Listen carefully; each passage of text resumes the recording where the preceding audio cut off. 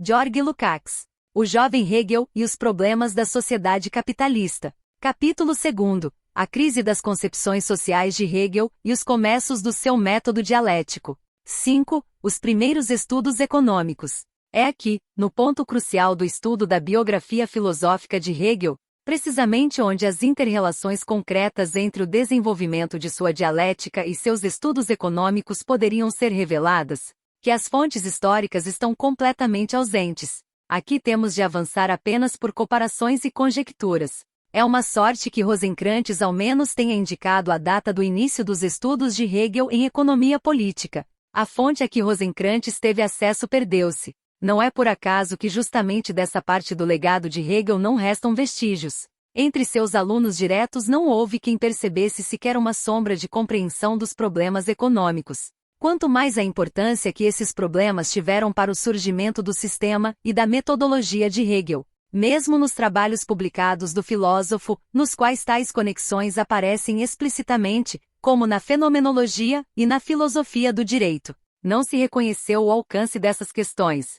O atraso das relações sociais na Alemanha levou a que mesmo os maiores gênios filosóficos da época, inclusive Hegel, refletissem teoricamente as contradições sociais de modo idealista, erguendo-as nas alturas do pensamento. Os discípulos de Hegel, cuja juventude já coincidia com o período da Restauração, careciam de qualquer compreensão de economia política e de seu papel na solução de problemas sociais. Isso vale tanto para a direita reacionária hegeliana quanto para o centro liberal e a esquerda. A indecisão na análise dos problemas centrais da sociedade, típica dos liberais da década de 1830, revela-se também na total incompreensão da economia. Só o acirramento da luta de classes na Alemanha, no início dos anos 40, despertou no hegelianismo certo interesse por questões econômicas, interesse esse que, todavia, não se assentava em conhecimentos sólidos e trabalhos sérios, como acontecerá com Hegel. Entre os hegelianos, difundiu-se a reformulação filosófica de categorias econômicas, tanto dos clássicos ingleses quanto dos grandes socialistas utópicos.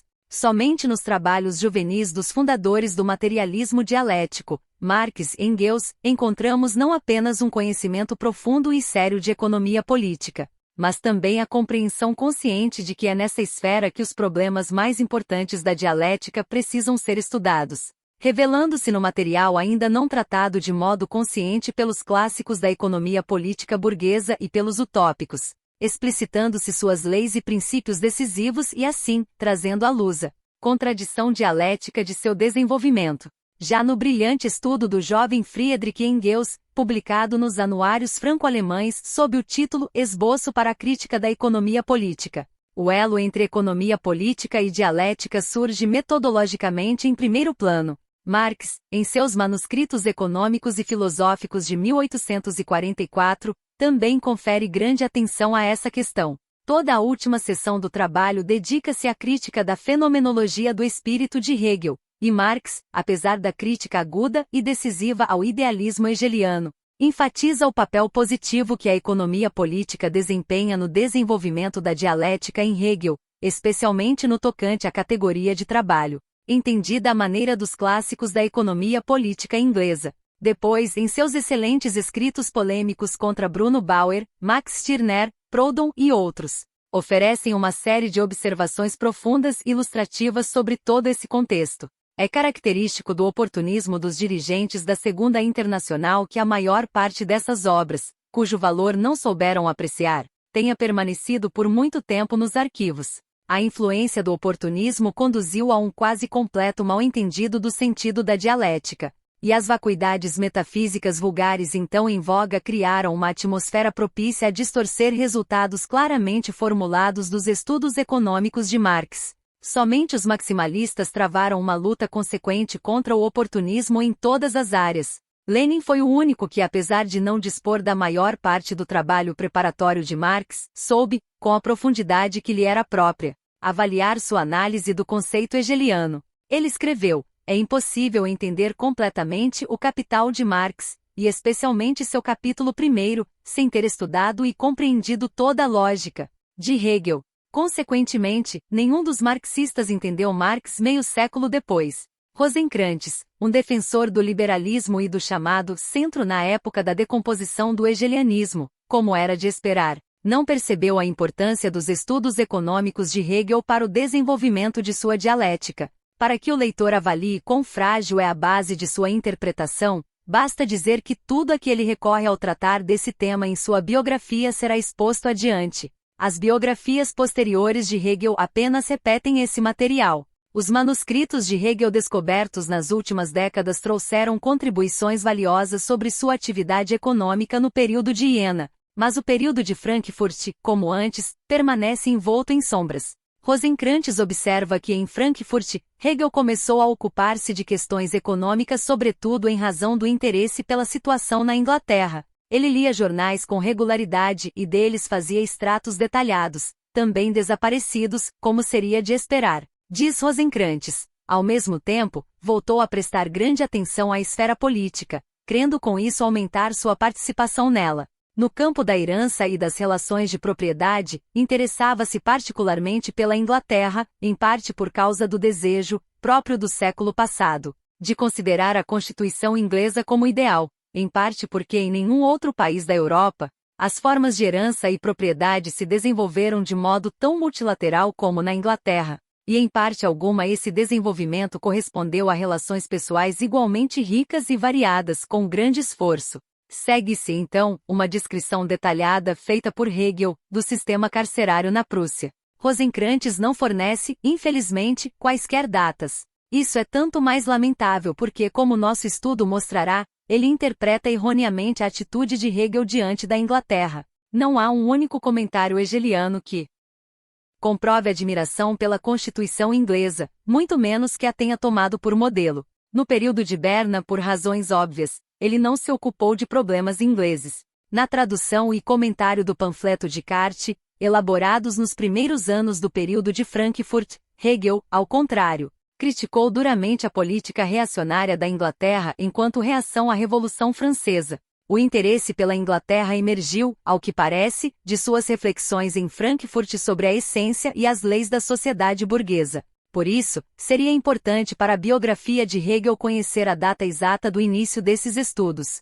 Hegel, porém, não se limitou a investigar cuidadosamente a vida econômica inglesa, estudou também a teoria da economia política. Escreve Rosencrantz. Todos os pensamentos de Hegel sobre a essência da sociedade civil, sobre necessidades e trabalho, sobre a divisão do trabalho e a riqueza dos estamentos, sobre exército e polícia, impostos etc., se concentram por fim num comentário à tradução alemã de Stuart, que ele compôs de 19 de fevereiro a 16 de maio de 1799, e que foi preservado por inteiro. O comentário contém uma série de ideias excelentes sobre política e história, muitas observações sutis. Stuart é seguidor do mercantilismo. Com nobre patos e citando muitos exemplos interessantes, Hegel atacou o sistema mercantilista obsoleto, procurando salvar a alma humana sob as condições de concorrência no trabalho e no comércio. Não falemos da pobreza e da inconsistência dessas observações do primeiro biógrafo de Hegel.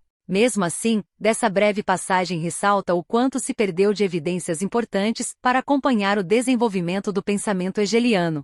Hegel abordou a economia política a partir de sua crítica da positividade. Se conhecêssemos seus primeiros escritos polêmicos sobre teoria econômica, teríamos hoje uma compreensão mais nítida de sua atitude inaugural diante da sociedade burguesa. Cumpre acrescentar que essa passagem do livro de Rosencrantz põe em cena um problema ainda sem solução. Na frase final, ele afirma que no mecanismo da sociedade capitalista, Hegel teria tentado salvar a alma do homem. A formulação sugere que no início de suas pesquisas econômicas, Hegel teria sido partidário do romantismo econômico, à luz do desenvolvimento posterior de suas posições, sobretudo de suas concepções filosóficas e sociocríticas. Tal versão soa implausível. A famosa tese de que tudo que é real é racional, e tudo que é racional é real, conquanto formulada muito mais tarde, expressa, desde Frankfurt, a direção principal de seu pensamento. O estudo dos manuscritos econômicos de Iena mostrará quão próximos estão os pontos de vista de Hegel dos clássicos ingleses,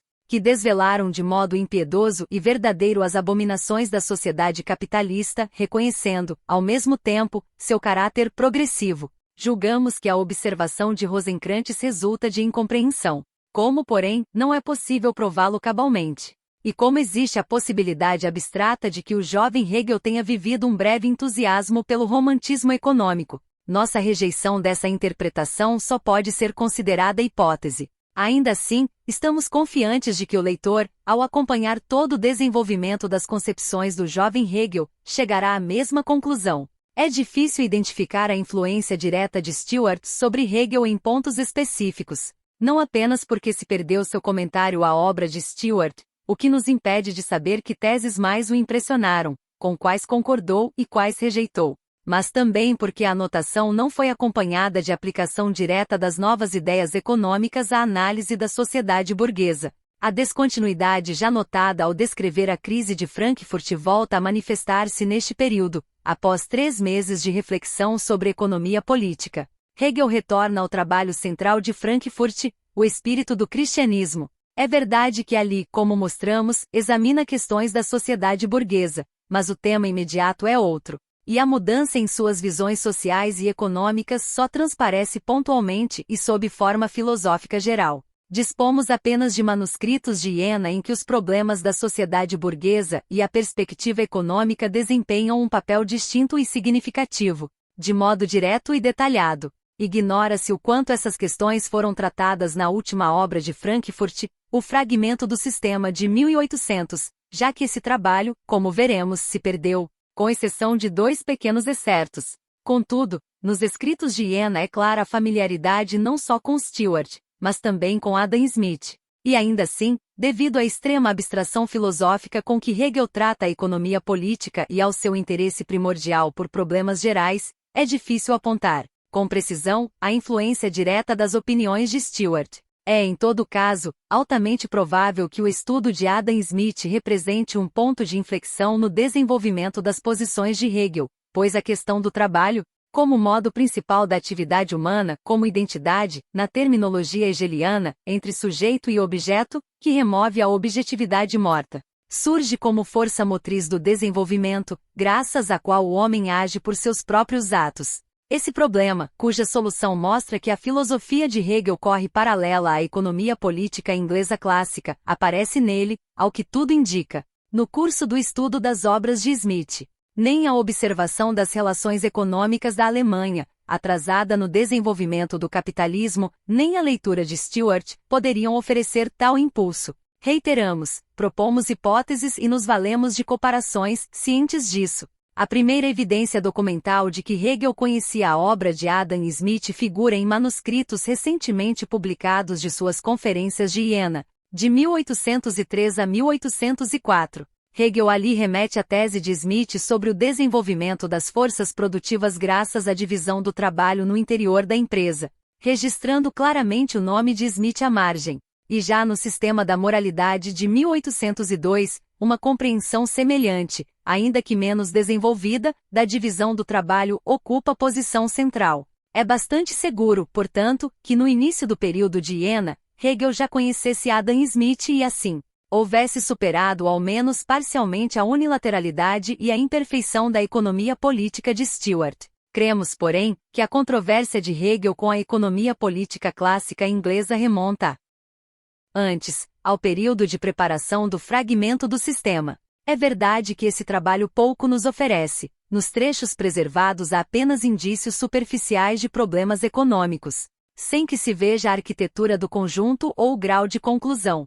Mas, entre construções religioso-filosóficas muito obscuras, há um trecho notável que, cotejado com a interpretação do período de Iena, lança luz sobre aspectos do desenvolvimento do pensamento hegeliano. Nesse fragmento, Hegel discorre sobre a atitude religiosa da pessoa diante do vivo e sobre a remoção da objetividade, a positividade morta, nas relações entre pessoas e coisas. Questões filosóficas e sociais ligadas a isso serão tratadas em outra sessão. Aqui destacamos um ponto. Escreve Hegel, é necessário que o homem se reconheça em relação vigorosa com os objetos, mantendo sua objetividade até a completa destruição. A solução na teoria do sacrifício é peculiar e imbuída de profundo misticismo. O homem não poderia unir-se à vida infinita se guardasse algo para si, por ambição de domínio ou por dependência.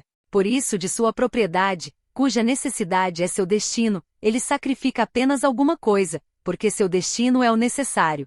Só por meio do despropósito dessa destruição. À primeira vista, a ideia parece extremamente mística e sombria. O sacrifício aparece aqui como resultado religioso da inevitabilidade e positividade fatal do mundo da propriedade privada, a sociedade burguesa. Interessa-nos, porém, o contraste entre o sacrifício como destruição sem propósito, destruição pela destruição, e a destruição finalística, ainda incompreensível neste trecho. O fragmento citado está na última página do manuscrito hegeliano. Como Hegel ali não explica o conteúdo que atribui a uma noção tão importante quanto destruição finalística, é plausível supor que a categoria tenha sido exposta em detalhe em parte anterior, agora perdida, do manuscrito.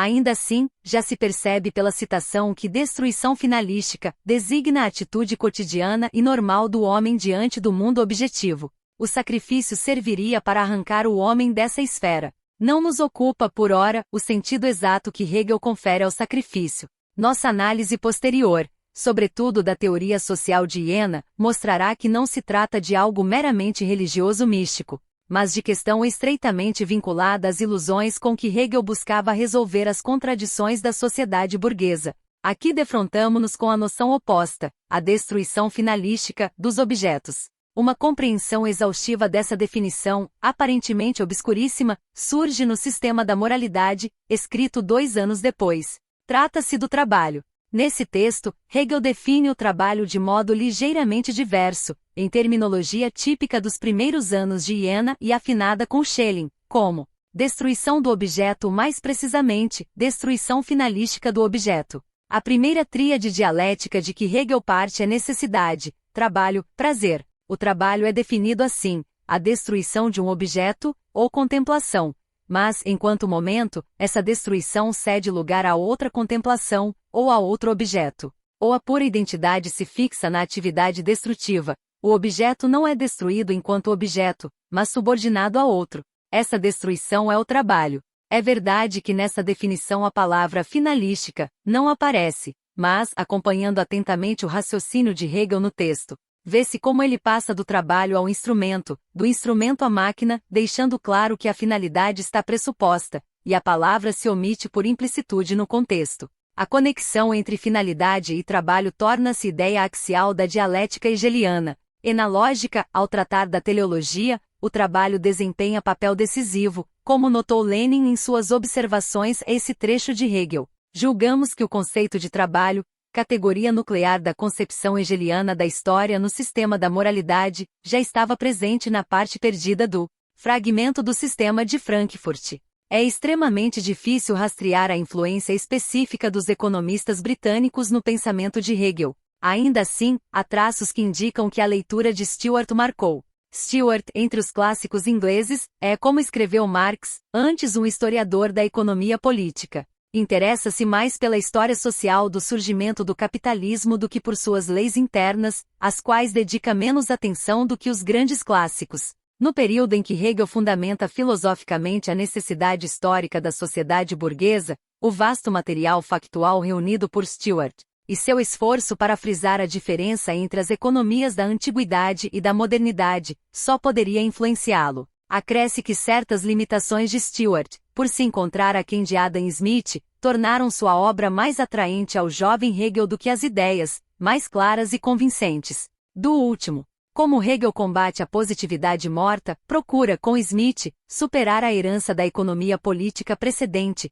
a fetichização de categorias. Essas concepções, porém, tinham raízes profundas nas economias dos países atrasados. Uma interpretação burguesa consequente da relação entre economia e Estado só poderia surgir na Inglaterra, com Smith e Ricardo. Entre os economistas franceses do período napoleônico, vêem-se, como Marx insistiu, resquícios de concepções teóricas anteriores sobre o vínculo entre economia e Estado. Isso vale em grau ainda maior para a Alemanha. A história do lento desenvolvimento da economia política alemã mostra que ilusões sobre o papel econômico do Estado persistiram para além de Hegel e acabaram por converter-se em apologética direta. Basta lembrar La Salle ou Robertus. considerando, ademais, as ilusões que Hegel alimentava no período de Iena, quanto à solução das contradições da sociedade burguesa, sobre o que falaremos adiante. Fica claro que nessa questão, aproximava-se mais de Stuart do que de Smith. Há, porém, outro ponto crucial em que Hegel permanece, por toda a vida, no terreno de Stuart, sem alcançar a compreensão das leis do capitalismo que se encontra em Smith e Ricardo. Referimos-nos ao problema do trabalho excedente e da mais-valia. Na crítica a Stuart, Marx ressalta que este se deixa prender por velhas ideias do lucro como ganho na alienação, lucro sobre a alienação. É verdade que Stuart distingue entre lucros positivos e relativos. Os relativos seriam lucros da alienação. Quanto aos positivos, escreve Marx, o lucro positivo surge de um aumento no trabalho, na diligência e na habilidade. Stuart não se põe a perceber como ele deriva desse aumento, sua adição incide sobre o valor de troca. Examinando mais detidamente as posições econômicas de Hegel em Iena, não é difícil ver até que ponto ele permanece cativo dessa visão confusa e retrógrada. É certo que à medida que aprofunda o estudo de Adam Smith e da vida econômica inglesa, Hegel evidencia as inconsistências do capitalismo, reconhece a oposição entre capital e trabalho e a expõe com franqueza, mas nunca penetra o segredo da exploração capitalista real, sequer se aproximando do entendimento alcançado pelos grandes clássicos burgueses. Essa limitação o acompanha por toda a vida e decorre do fato de que a oposição entre capital e trabalho lhe aparece sobretudo nas relações econômicas internacionais, não na experiência direta do capitalismo efetivo. Em outras palavras, tal limitação reflete, em pensamento, o atraso capitalista da Alemanha. É desnecessário dizer que essa limitação não apenas não é superada, como se reforça, pela natureza idealista de suas posições, em especial pela inversão com que interpreta a relação entre direito e Estado, de um lado, e economia, de outro. As raízes sociais desse idealismo são as mesmas. O atraso econômico alemão repercute em todos os pontos de vista de Hegel, não só na solução de problemas isolados, nem sempre de forma direta, como distorção imediata de suas notáveis intuições sobre a sociedade burguesa. Ao contrário, o impacto é variado, complexo, mediado por muitos elementos. Mais adiante, analisaremos com detalhe as tentativas de sistematizar suas ideias econômicas no período de Iena. Aqui, cumpre ao menos indicar os resultados imediatos de seus estudos de economia política e caracterizar sua abordagem aos problemas da sociedade burguesa. O momento decisivo dessa interpretação já está contido na citação do fragmento do sistema. Hegel vê a economia, a vida econômica do homem e sua condicionação nas relações entre as pessoas e as coisas, como um destino irresistível. As origens desse conceito já se encontram nos primeiros esboços de Frankfurt, onde ele analisou as maneiras pelas quais as relações de propriedade podem ligar-se ao amor. O que antes era um episódio torna-se questão central. O que antes aparecia como problema do amor subjetivo, surge aqui como destino do representante da mais alta religiosidade, Jesus. A essência do conceito de destino no período de Frankfurt é que os resultados da luta contra forças hostis e os resultados da recusa em lutar são, para Hegel, os mesmos do ponto de vista do destino, expressão de sua inevitabilidade. E embora nesse ponto o raciocínio de Hegel pareça místico, é justamente aqui que sua compreensão da sociedade e da história, mais realista que a de outros filósofos alemães do período, se manifesta. Nega-se a ilusão, muito difundida ainda hoje, de que o indivíduo possa se erguer, acima, de seu tempo e de sua sociedade, como se uma abordagem teórica ou prática fosse possível do lado de fora. A propriedade, no espírito do cristianismo, é interpretada como inevitabilidade do destino. Como ali Hegel concentra suas reflexões religioso-filosóficas na viabilidade dos ensinamentos de Jesus dentro da sociedade, volta sempre à parábola evangélica. Jesus aconselha o jovem rico a renunciar às riquezas para alcançar a salvação. Recordemos que no período de Berna, Hegel já mencionara esse trecho bíblico. Àquela altura, porém, via na passagem uma expressão da essência do cristianismo apenas enquanto dirigido ao indivíduo, à pessoa privada. O conteúdo econômico não entrava em discussão. Agora, a questão é abordada, e com muito mais profundidade. No esboço do espírito do cristianismo, as relações econômicas aparecem apenas como renúncia às riquezas por parte de Jesus. Propriedade e patrimônio não podem constituir relação bela, por isso, Jesus deles se afasta. Mais tarde, Hegel abandona as concessões decorrentes da base subjetiva com que vinha tratando o tema. O reino de Deus, escreve, o estado do domínio da divindade assim, todas as definições e todos os direitos são removidos, daí as palavras dirigidas ao jovem, vender a propriedade. É difícil ao rico entrar no reino de Deus, daí a negação, por Cristo, de toda a propriedade e de qualquer herança. Os vínculos com pai, família e patrimônio não poderiam tornar-se relações belas, portanto, absolutamente não deveriam ser, ao menos para que não surgisse oposição. Não há, nesse esboço, conclusões mais definidas. Bem outras são as ênfases no texto manuscrito principal. Já mostramos que nessa obra, Hegel está muito mais próximo de uma compreensão correta da pessoa de Jesus do que no período bernês. Nas obras de Berna, ele não julgava tão drasticamente os ensinamentos de Jesus e dirigia sua crítica ácida ao cristianismo, e não à Igreja. Agora, volta à parábola do jovem rico. O requisito seguinte, sacudir o cuidado com a vida, desprezar as riquezas. Assim como a observação do Evangelho de Mateus de que um homem rico dificilmente entrará no reino dos céus, nada nos permite dizer, não passam de ladainhas, admissíveis apenas em sermões ou versos, pois tal exigência, do nosso ponto de vista, não contém a verdade. A propriedade e seu destino tornaram-se demasiado importantes para nós para que semelhante reflexão nos fosse aceitável. Sua rejeição é inconcebível. Contudo, não podemos negar que as riquezas, com os privilégios e cuidados a elas ligados, trarão inevitavelmente ao indivíduo determinações, limites e relações de dependência. Dentro desses limites, há lugar para virtude e dever. Todavia, não permitem a integridade da plenitude da vida, pois ela se ata a objetos e a condições externas, acolhendo como próprios membros que jamais o poderiam ser. A riqueza inevitavelmente se revela oposta ao amor, ao todo, sendo direito percebido como diversidade de direitos. Disso resulta que a virtude diretamente correspondente, a integridade e todas as outras virtudes possíveis dentro desse círculo hão de vir marcadas por exceção, e cada ato de virtude se torna seu oposto. Do sincretismo de servir a dois senhores não há o que cogitar, a indeterminação não se pode manter conservando sua forma. É patente que Hegel deu um grande passo no reconhecimento da necessidade da sociedade burguesa, embora o exprima na terminologia mística do conceito de destino. Se refletirmos sobre a passagem, veremos quão inseparável é a conexão entre a polêmica de Hegel com a ética de Kant, que acentua a inevitabilidade do conflito de deveres, e o conceito, então emergente, de sociedade. Uma análise mais detida do manuscrito principal de Frankfurt mostrará que da compreensão da natureza trágica e antagônica das contradições intratáveis, evoluiu o conceito de religiosidade e a figura de Jesus, com as quais Hegel tenta resolver e remover tais contradições durante o período de Frankfurt. Está em jogo a contradição interna de toda a dialética idealista hegeliana, contradição que mais tarde, ele elevará a um nível superior.